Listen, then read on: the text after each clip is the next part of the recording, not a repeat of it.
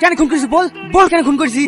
আমি খুন করে দিয়েছি, আপনারা ভুল করছেন। ভুল বুঝছে না, তুই আমার স্বামীকে ফোন করছিস। তোকে আমি কেন মিথ্যাতে বলছি? রোহন খুন হওয়ার এক সপ্তাহ আগে তুই হুমকি দিতে গেছিলি। আপনারা বিশ্বাস করেন, আমি রোহন স্যারকে মারিনি। সেদিন তো আমি আসবো স্যার। আরে রকিয়া বোন, এসো এসো। বুড়ির চোখের অবস্থা ভালো তো? স্যার, আরে আরে কি করছো? ওঠো ওঠো। আপনাকে অনেক অনেক ধন্যবাদ স্যার। আপনি না দেখলে আমার এই বাপ মরা মেয়েটা কোনোদিনও চোখে দেখতে পেত না। এরকম ভাবে বলবেন না প্লিজ, এটা তোমার কর্তব্য।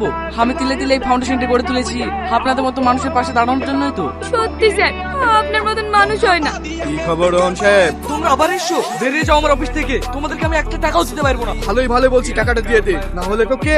আমি কোনোদিন অন্যায়কে প্রশ্রয় দিইনি আর দেবও না। বেরিয়ে যাই এখান থেকে। কাজটা খুব খারাপ করলি রে, এর মাসুল তোকে দিতে হবে। এই চল। আর টাকা দিল না বলে তুই রোহনকে খুন করে ফেললি, জানো? আর কতবার বলবো আমি খুন করিনি ম্যাডাম, আমি শুধু হুমকি দিয়ে আসছি।